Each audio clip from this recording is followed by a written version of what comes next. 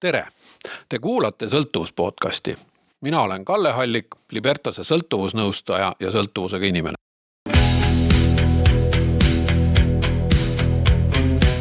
Täna on mul saates külas noor naine, ema, kes on läbi käinud sõltuvusse sattumise tavapärase tee.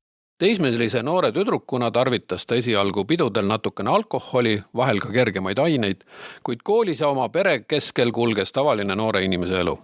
Seejärel hakkas mõne aasta jooksul ainete tarvitamine tasapisi süvenema. Veel mõne aja möödudes tekkis tarvitamisest kinnisidee, mis viis ta nii kaugele, et ainukeseks elamise vormiks sai igapäevane tarvitamine. Õnneks jõudis ühel hetkel talle kohale, kuhu ta on jõudnud, ja ta otsustas sellest olukorrast välja rabeleda.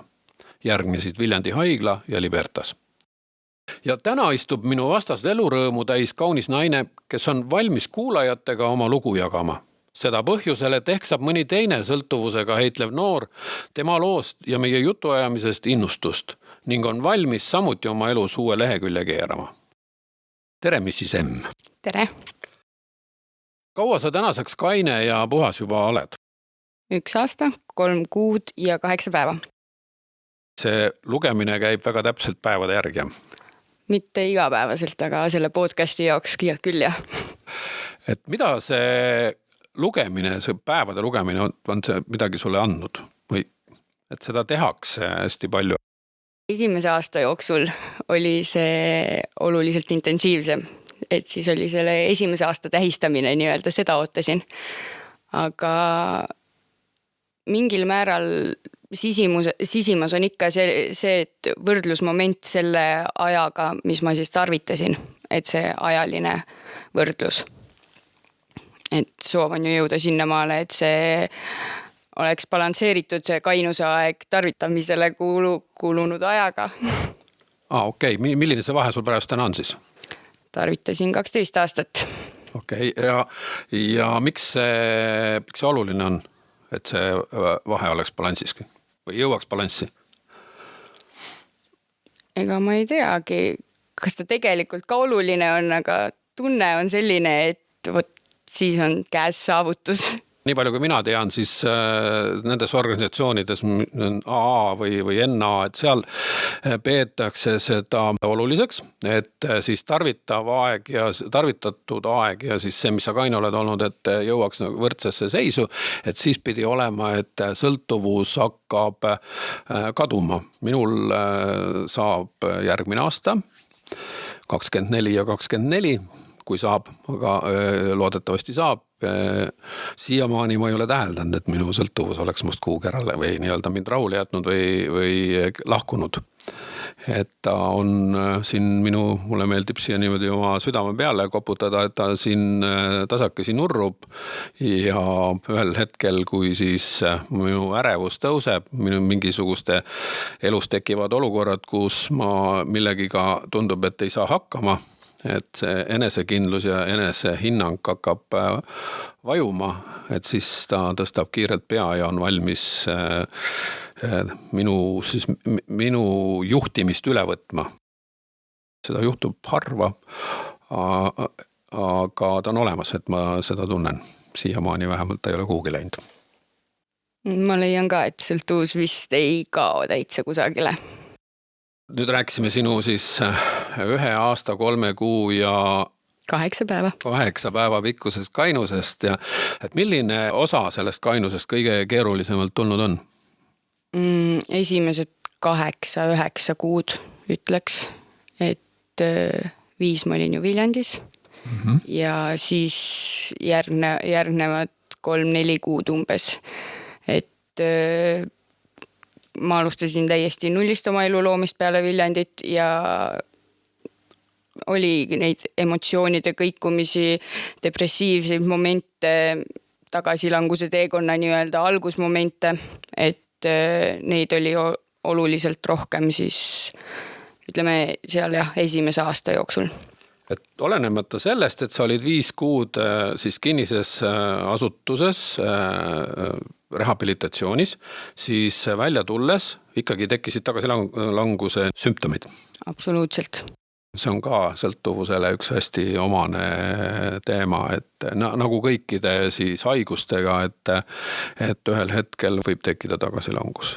Kas on võimalik õppida tundma seda tagasilanguse protsessi? Jah, täiesti. Et siis, kui sa tagasi tulid ja need see protsessid tekkisid, et sa said pidama? Kaine ma ei olen.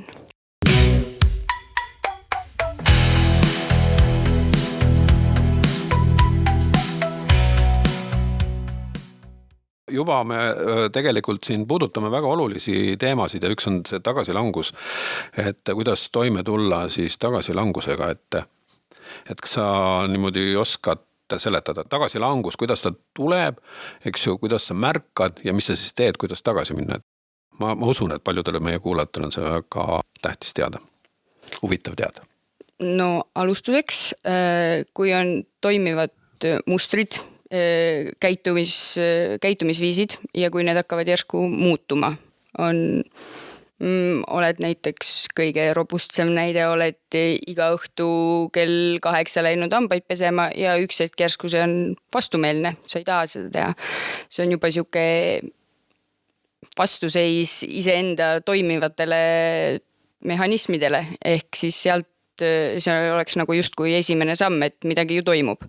Kui minul on siis sõltuvus, siis ma pean jälgima mitte niivõrd siis seda, et kas mul tekivad ihad aine järgi või alkoholi järgi, vaid hoopis seda, et kuidas ma oma tavapärases elurutiinis toimetan. Kui on juba himu peal, siis sellega on märksa keerulisem tegeleda, jah. Et see on juba seal päris lõpus, kus ongi tarvitamisega lõppev tagasilanguse lõpp-punkt nii-öelda. Et kõigepealt tuleb tegelikult jälgida ennast täitsa tavalistes tegemistes. Absoluutselt, jah.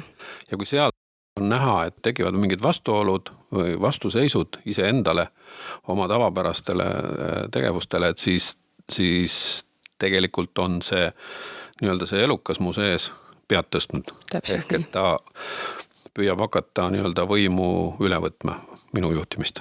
Just.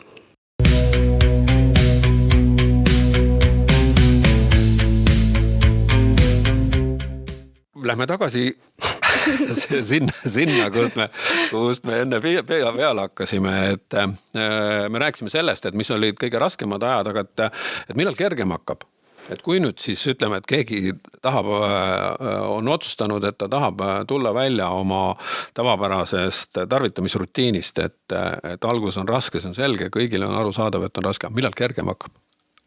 No minul ausalt hakkas kergem maksimum 1,5 kuud tagasi. 1,5 kuu.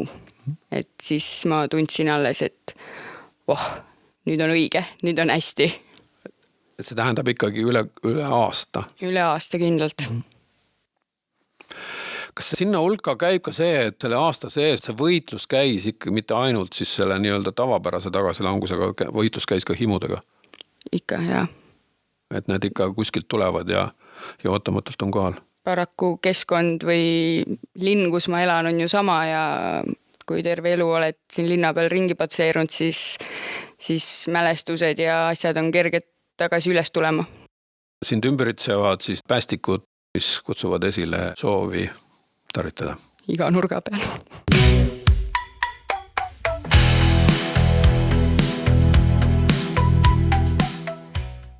Lähme praegust täitsa sinu selle tarvitamise algusesse, et millest üldse alguse sai?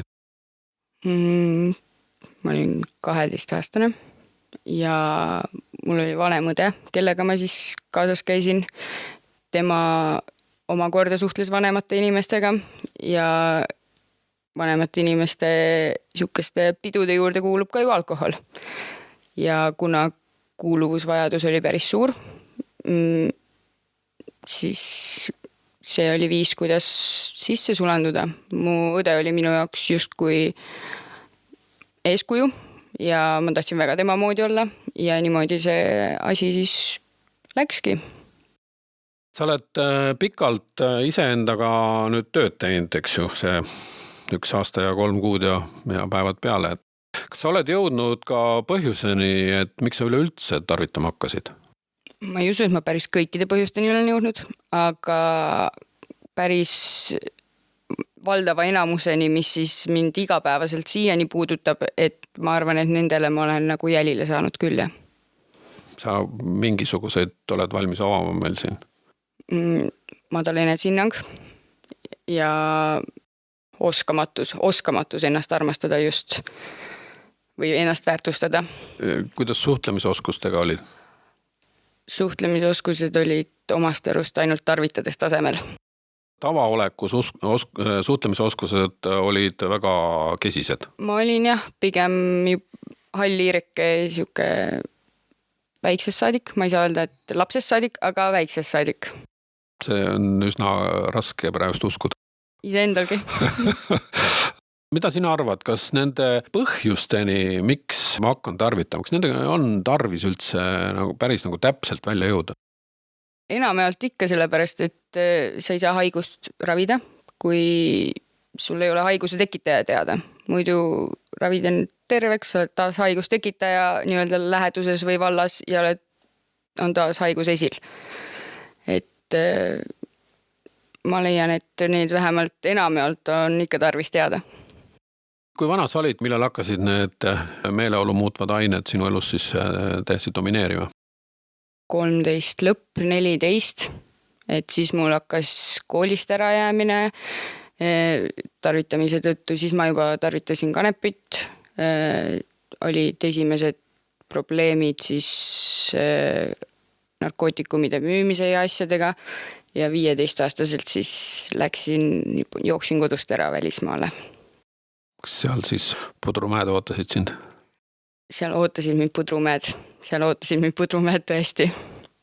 See, kuidas see kool jäi täiesti, ma olin siis põhikooli lõpuklass ja päeva pealt rohkem ei läinud ja läksin kellelegi ütlemata välismaale, kes teab, mida tegema on ju, siis see oli see võib-olla murdehetk või pöördehetk, kus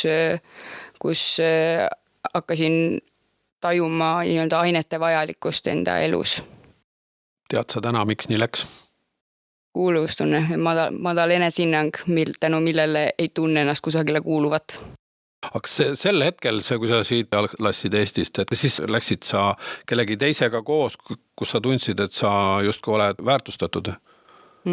Jah, et seltskond ju tarvitas, miks mina mitte. Ja kuna ained olid ka vastavalt sellele, et mõni aine on rohkem nii-öelda inimesi siduv ja siis just see oli see, mida me seal tarbisime ja niimoodi ta läks. Mis sai edasi? Julged sa sellest rääkida, et kui nendest ainetest sai siis sinu nii-öelda kinnisidee, et kogu elu käis ainult ümber selle, et kus saada? 16-aastaselt tulin tagasi Eestisse.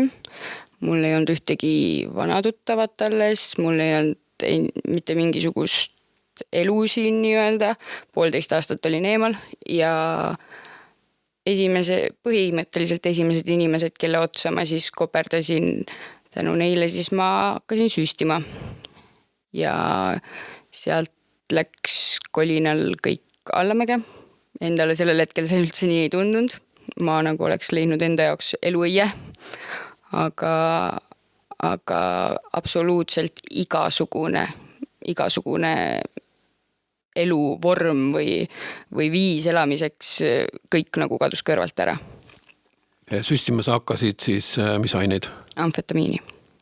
Ma küsin siis siia kohe ära, et kas sel hetkel hakkasid siis ka mingid sellised raskemad, võimsamad uimastid sinu ellu jõudnud, valuvaigisti, opioidid? See oli hiljem 22-selt, ehk siis viimased 2 aastat enne, kui ma kaineks sain. Siis tuli amfetamiin läbi süstlanõela, et kui need asjad niimoodi juhtuma hakkavad ja see elu justkui hakkab kuhugi nii-öelda rullima allapoole ja see kiirus tasakesi kasvab, et kas sel hetkel elus mäletad sa mingisuguseid positiivseid asju? Kas on mingeid asju, millest nagu võiks kinni haarata, et seal pidama saada? Ausalt öeldes oli kindlasti positiivseid asju, aga neid kõiki ma suutsin teadvustada ainult siis, kui ma olin tarvitanud. Kui ma ei olnud tarvitanud, siis ei olnud ka need positiivsed asjad minu jaoks tollel hetkel positiivsed.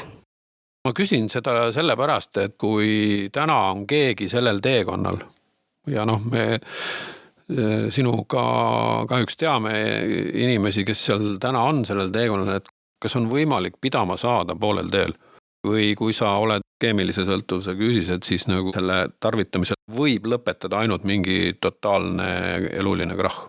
Isiklikust kogemusest ainult krahh.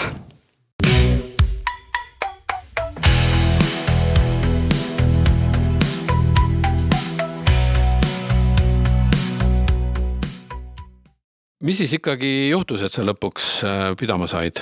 Me korraks läksime sinna, et sa jõudsid siis opioidideni. Et mis siis seal lõpus sind ees ootas? Jäin rasedaks, sünnitasin lapse ja pooleaastasena võttis lastekaitse minult või eraldas minust minu lapse. Nii. Ja siis mina läksin Viljandisse selle peale. Ühesõnaga korralik krahh. Ma ütleks, et mitte krahh.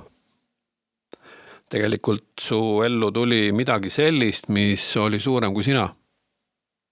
Nõus. Et see küll sind ei suutnud sealt tõmmata välja, aga see lõppude lõpuks lõi olukorra, kus sa olid võimeline välja tulema.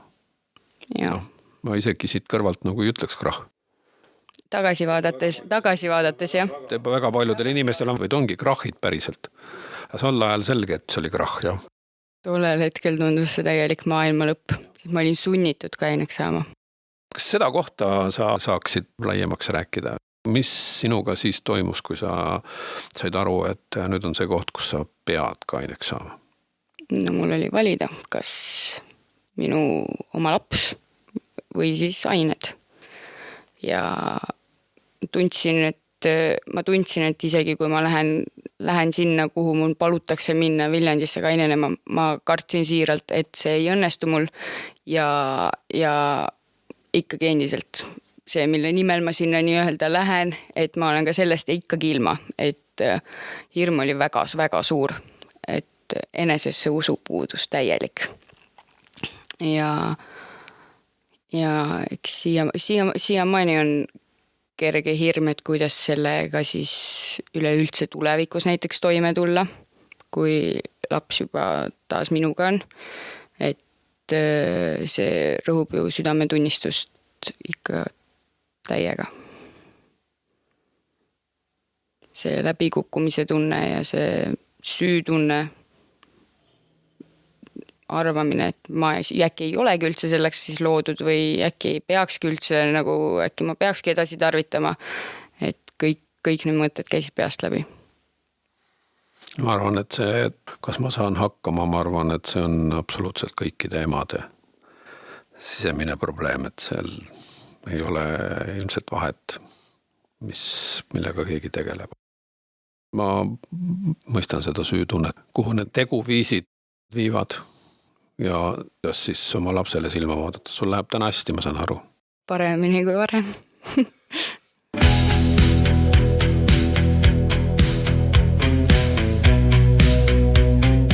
Sa oled siin mitu korda maininud Viljandi haiglat. Suurem osa sõltuvuses inimestest on vähemalt kuulnud sellisest kohast.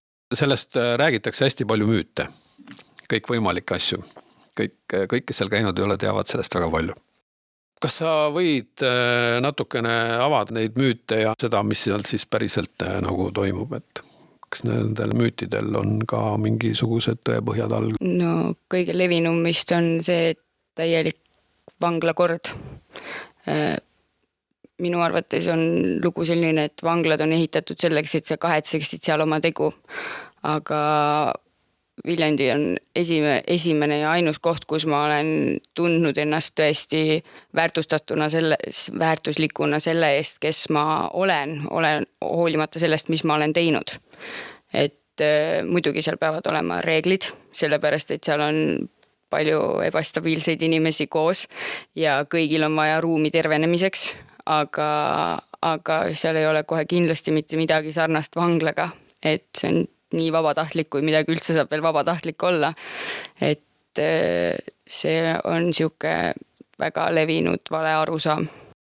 selleks, et jõuda siis arusaamani, mis minuga toimub ja miks ma selles seisus olen, kus ma olen, selleks peab väga palju enda sisse vaatama ja kui mul siis on hästi palju igasuguseid agregaate elektroonilisi, mis nagu tõmbavad seda tähelepanu ära iseendalt ja ma saan kogu aeg põgeneda nendesse, et siis see on üsna mõistetav, miks alguses võetakse hoiule ja et patsiendid peavadki vaatama iseendale otsa ja oma tegudele ja andma endale aru, et kus nad on ja mis nad tegelikult päriselt edasi tahavad teha. Muud moodi terveks ei saa. Ja. Mul on väga hea meel, et sinul on see, vähemalt tänaseni on see õnnestunud. Ole palun hea, et selgita mõne sõnaga, et kuidas Viljandis siis sõltuvusega siis nii-öelda tegeldakse. Mis sa teaks siis? Sul on peaaegu igapäevaselt psühholoogiline töö. Põhiliselt käib see loenguplokkide kaupa. Esimene osa siis on sõltuvusjuhtimine ja peale 5. kuud on psühhotraumad ja enesekindlus, mis on siis juurpõhjused ja enesekindlus, millest on peaaegu et kõikidel tarvitajatel, ma arvan, puudus. Ja on ka eraldi plokk siis tagasilangus. Et siis need plokid töötatakse seal läbi, nii-öelda kodutööde abil. 24/7 on sul võimalik kokku või saada abi siis professionaalidelt seal. Sinna kuulub ka rehabilitatsioon ehk siis taaselustamine või taasellu aitamine. Et saab käia tööl, saab tegeleda huvitegevustega, ja kõik on seal toetatud kujul, et on sotsiaalset abi, siis meditsiiniline abi, psühholoogiline abi, kõik on nagu olemas seal samas. Hästi oluline küsimus, et kuidas seal sellesse sõltuvusega inimesse suhtutakse? Imeliselt, ausalt, et ma räägin, ma ei ole tundnud ennast mitte kunagi rohkem inimesena või väärtuslikuna, kui ma seda tundsin seal. Hästi inimlik puude sõnaga. Ja. Sind austatakse selle eest, et sa sinna oled läinud, mis ongi õige. Sõltuvusega inimese üks suuremaid probleeme on päevakava. Rutiini loomine ja tekitamine, et ilma selleta on suhteliselt väike võimalus, et tuled sõltuvusest välja. Et kuidas sellega seal on? Päevakavad on ette planeeritud 1 päeva kaupa ja seda tuleb jälgida.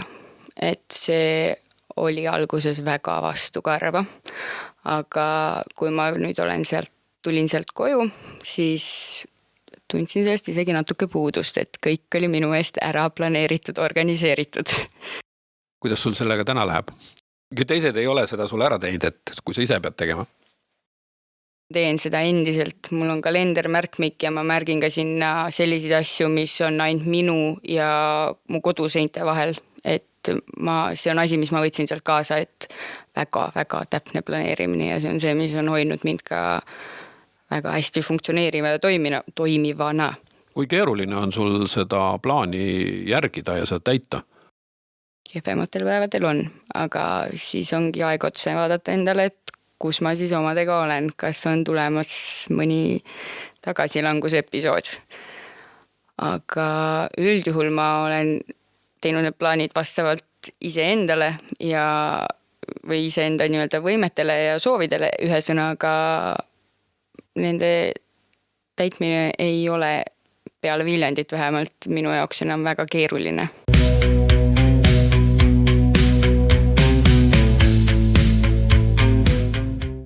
Mida sa täna oma kaines elus kõige rohkem hindad?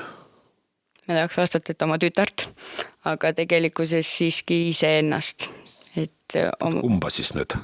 See oli väga selline sõltuvusega inimese vastus. Ma tahaks öelda ühte, aga ma pean teist ütlema. Võrdselt ise ennast ja tütart. Ma ei saa valida ühte. Et tütar oli mul olemas ka tarvitades, mina ise endale ei olnud olemas tarvitades. Ja tütrest ma ju võib öelda, et loobusin peaaegu, et ja siis kaines elus nüüd on see, mis ma olen leidnud või õppinud väärtustama, olen mina ise, et siis ma ei suudagi selle pärast valida ühtegi kindlat vastust. Kas on miskit veel, mis on täna sinu kaines elus ja mis tõstavad sinu elu sellist väärtust? Trenn, sõbrad. Sul on kained sõbrad? Mul on kained sõbrad. Yeah. Et kaua läks, et sa said endale kained sõbrad? Üle aasta. Et siiamaani on ikkagi keeruline. Et ei tule see suhtlus nii loomulikult kui võiks. Ja mul on endiselt ärevus seltskondades viibides. Ehk siis ühekaupa suhelda on okei, aga kui teeme mingit seltskonnategevust, siis mul endiselt on kerge ärevus. Kas oled leppinud selle ärevusega? Ma olen leppinud sellega, aga ma teen sellega tööd, et sellest üle saada. Mina nüüd oma selle pika siis kainusperioodiga võin öelda, et ega see ärevus ei lähe ära. Aitab ainult leppimine ja see, et mul on siis mingid võtted, kuidas ma teda maha saan. Tahakski, et oma kindel seltskond oleks, kus siis on siuke 100% ärevuse vaba. Okay. Et sellega ma olen nagu leppinud, et siuke, see vist jääb minuga elu lõpuni, et võõras seltskonnas olen ärevik ise. Sellega on võimalik õppida elama. Et ma tean, et see niimoodi läheb, ma lähen sinna, ma võtan oma julguse, ma lähen kohale ja siis natuke olen ärev ja siis tasakesi hakkan sulanduma. Ja. Hakkan sulama. Niimoodi see läinud ongi.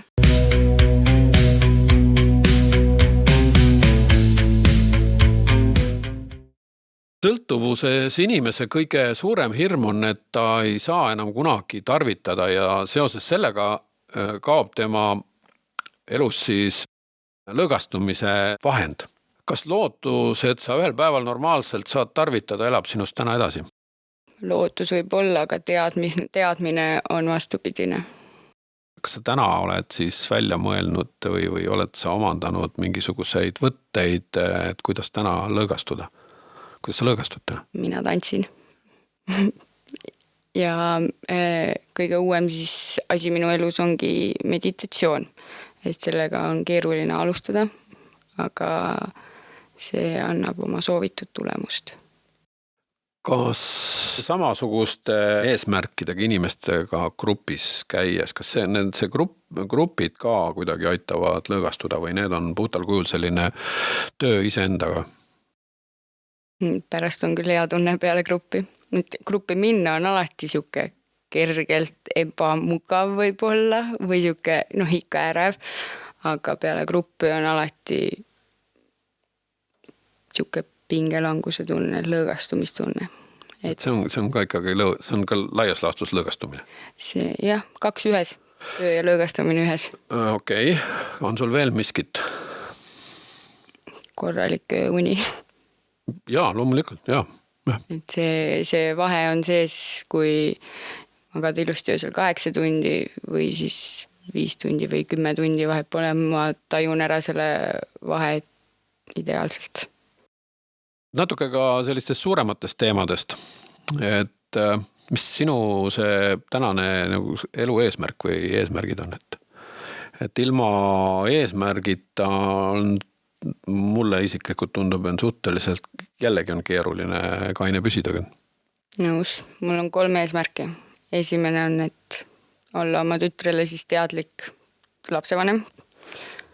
Teine on siis, et oleks soov kogemusnõustajaks õppima minna. Ja tulevikus, kaugemas tulevikus, kui laps on juba iseseisvam, jätkata oma siis pooleli jäänud kooliteed, et minna ülikooli sotsioloogiat õppima.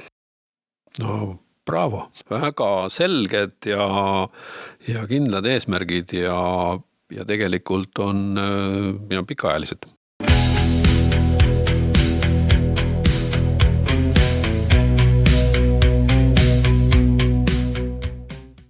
Minuga on täna Sõltuvuspodcasti stuudios noor kaunis ema, kes on juba aasta ja 3 kuud puhas olnud. Räägime sellest, kuidas see tal on õnnestunud ja kas tema arvates tasub ka teistel noortel inimestel see teekond ette võtta.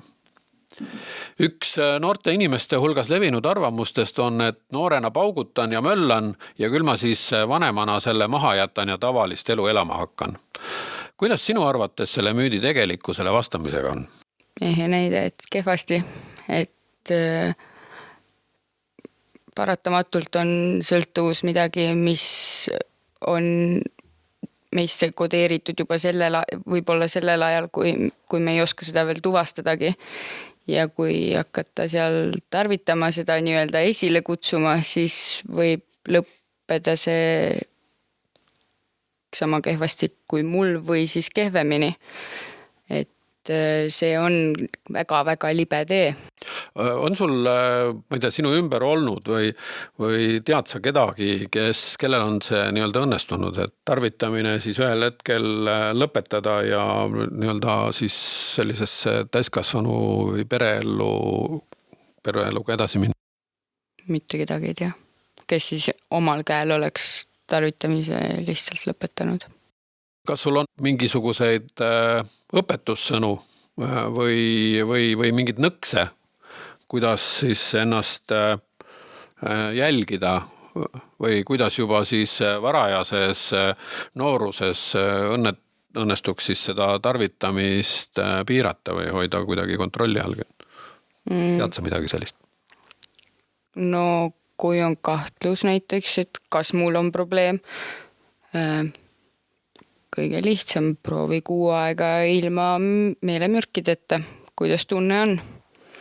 Teine variant ju, et kuidas järgmisel päeval enese tunne on ja proovi vastata ilma filtriteta iseendale, et kui tunned juba järgmisel päeval, et soovid seda sama juurde selleks, et tunda ennast inimlikult, siis on ilmselgelt tegu probleemiga. Et sellised kindlasti ka küsimustikud internetis kindlasti, ma arvan, narko.ee lehelt leiab, mis aitavad tuvastada, kas sul on probleem. Libertas.ee ka. Olgu. Ma ei teadnud seda. See kõik okei, see ei olegi midagi väga hea. Ma ei teinud neid kunagi, sest ma teadsin, et mul on probleem.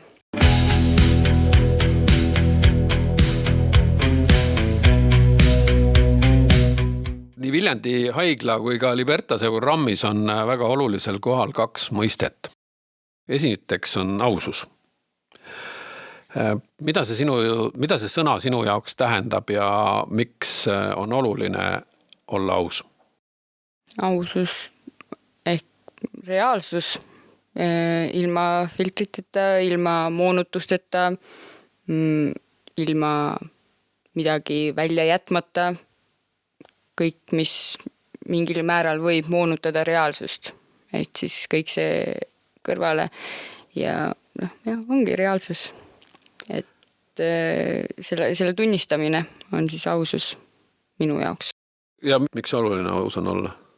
Oluline ongi sellepärast, et kui sa ei tunnista probleemi, siis ei ole ju probleemi, mida lahendada ja selles mustris võivad meiesugused ikka päris kaua ringi püherdada. Ära eksida täiesti, jah.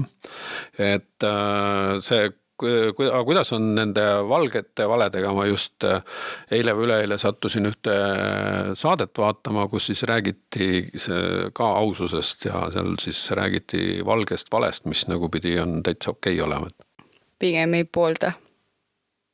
Sellega võib ka ennast nii sisse mässida, et välja rabelemine on märksa keerulisem.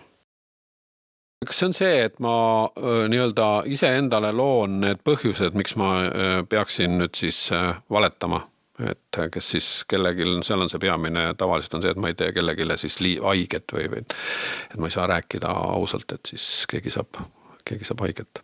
Ja, iseenda paremaks kuvamine, mitte tegemine, aga kuvamine. Just. Kuidas on võimalik olla aus? Mina kui suutsin valetada ükskõik mida, ükskõik kus, eks. Et see on väga keeruline õppida olla siis kaine ka siis valedes või ehk et aus olema. Et kas on võimalik? Ma leian, et selleks on vaja kõrvalist abi, kui on ikka väga sisse mässitud juba ennast. Et iseendal on kõige lihtsam valetada. Et teised veel võivad läbi hammustada, aga iseendale me suudame valetada selliseid mägesid kokku, et see teistele seda rääkima minnes on, kui ise usud, siis usuvad ju teised ka. Et selleks on vaja kõrvalist abi. Keegi peab peegeldama. Ja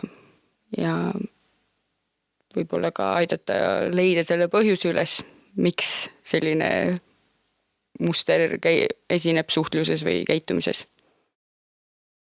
Teine oluline asi selles programmis on, mida me kasutame, on alistumine.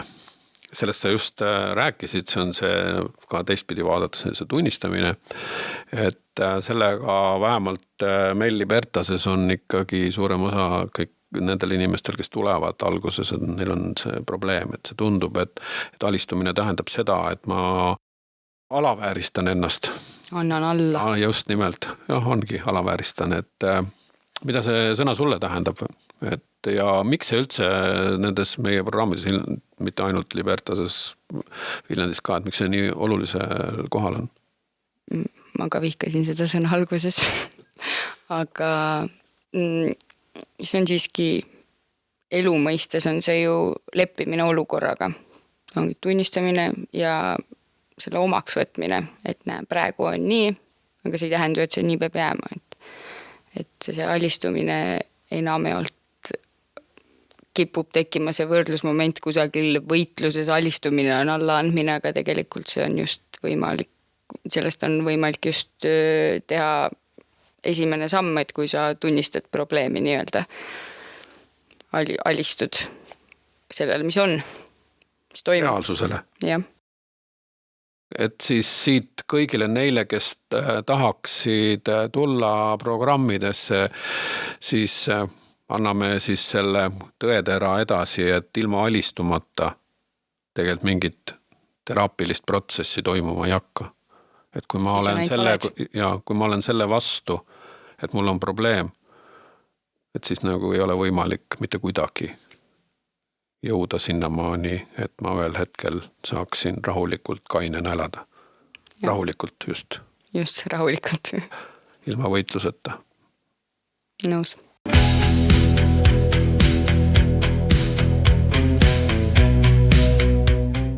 Kas on veel midagi, mida sa tahaksid meie kuulajatele öelda?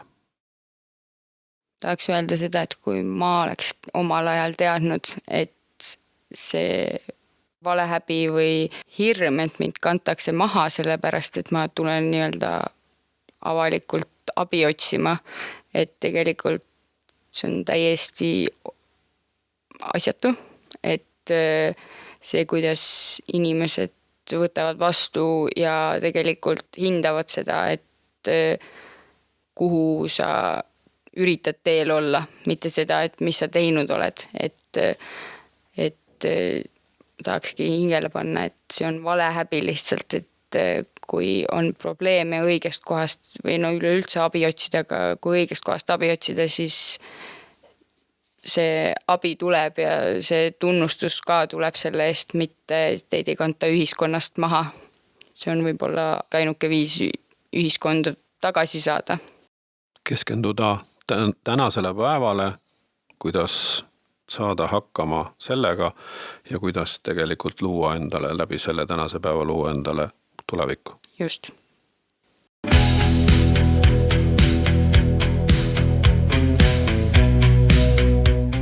Aitäh, Mrs. M. Aitäh. Et nõustusid oma kogemust jagama.